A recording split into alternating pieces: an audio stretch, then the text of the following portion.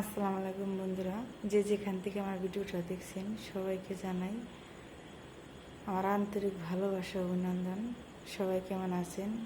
আশা করি আল্লাহর রহমতে ভালো আছেন। আলহামদুলিল্লাহ আমি ভালো আছি।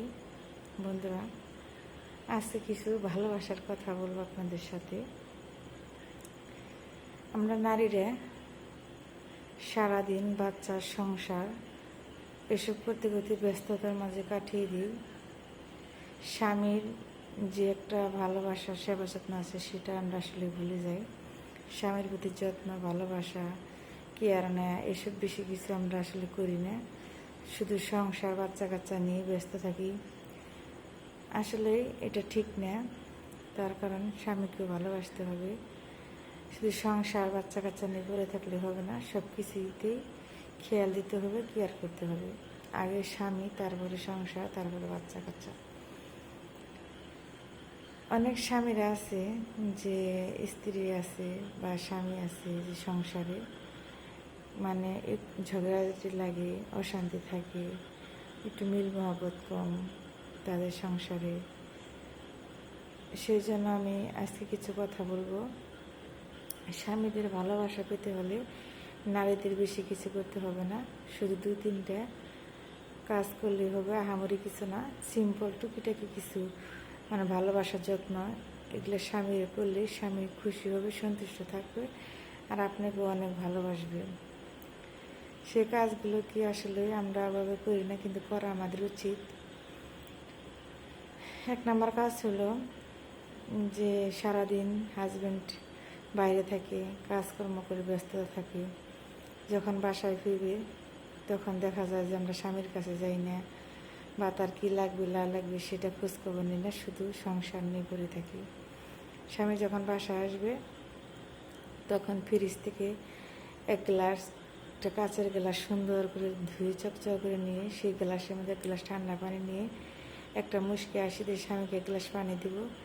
দেখবেন স্বামী খাইয়ে একদম যেরকম মনটা ঠান্ডা হয়ে যাবে, আপনার প্রতি ভালোবাসা এরকম উদার বেড়ে যাবে, আপনাকে অনেক ভালোবাসবে, অনেক মায়া করবে আপনার জন্য।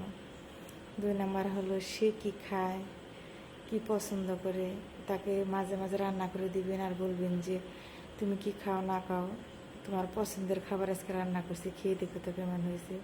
দেখবেন স্বামী অনেক সন্তুষ্ট হবে, অনেক খুশি হবে, আপনার প্রতি তার ভালোবাসা মহব্বত বেড়ে যাবে। 3 নম্বর হচ্ছে দেখবেন যখন অনেকের স্বামী রাত্রি করে বাসায় ফিরে সারাদিন কাজকর্ম করে ব্যস্ততা থাকে, মানে অনেক জার্নি করে, কেউ চাকরি করে, কেউ বিজনেস করে, বিভিন্ন যে যার যেটা পেশা সেটা করে সারাদিন পরে ছেলে মানুষ অনেক পরিশ্রম করে টাকা রোজগার করে সারাদিন পরে বাসায় আসলে অনেকে দেখা যায় যে হাজব্যান্ড ওয়াইফের সাথে মলিমিনা থাকে, ঝগড়া বিবাদ হয়। এসব কিছু না করে স্বামীর পাশে বসবেন, তাকে 1 গ্লাস পানি দিবেন, দেখবেন তার শরীরটা একটু মেসেজ করে দিবেন, যে টিপে দিলেন, বেশিক্ষণ না 2-4 মিনিট দিলেন। দেখবেন আপনার স্বামী আপনার জন্য একদম পাগলের মতো ভালোবাসবে, আপনার জন্য মায়া হবে, মহব্বত হবে, সে আপনাকে অনেক অনেক ভালোবাসবে, আপনার জন্য অনেক কিছু আপনাকে কিনে দিবে, গিফট দিবে, তারা আপনাকে কিনে ঘুরতে যাবে। আপনি শুধু স্বামীকে বেশি নেই, একটু একটু ছোটো ছোটো ছোটো ছোটো ভালোবাসা দিবেন, যত্ন নেবেন, দেখবেন স্বামী আপনাকে ছেড়ে মানে কোনো কিছু সে বুঝবে না, আপনাকে পাগলের মতো ভালোবাসবে।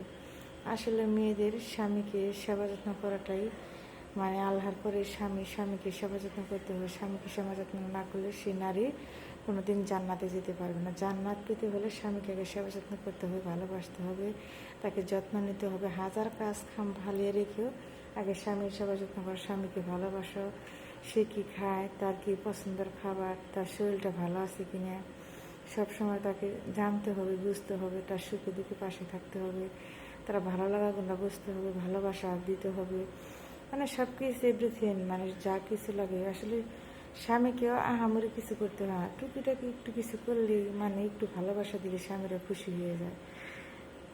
এইটাই হলো নারীদের আমাদের মানে নারীদের জীবন আর কি, স্বামী ছাড়া আর কিছু নয়। স্বামী হলো সবচাইতে জীবনের অমূল্য সম্পদ, যার স্বামী নাই তার জীবনে কোনো মূল্য নাই, কোনো দামই নেই।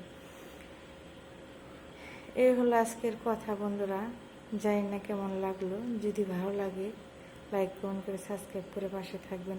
আবার আপনাদের সাথে সুন্দর সুন্দর কথা নিয়ে আসবো। আসলে অনেক কথা বলতে পারি, কিন্তু এত কথা বললে আপনারা হয়তো ভিডিও দেখবেন না, এত লং ভিডিও মাসে দেখতে চায় না। তাই ছোটো ছোটো কথা, ছোটো ছোটো ভালোবাসা, ছোটো ছোটো টিপস আপনাদের মাঝে দিই। যদি ভালো লাগে তাহলে পাশে থাকবেন। আবারও আপনাদের সামনে সুন্দর সুন্দর কথা, ভালোবাসার কথা নিয়ে আসবো। সবাই পর্যন্ত ভালো থাকবেন, সুস্থ থাকবেন। আল্লাহ হাফেজ।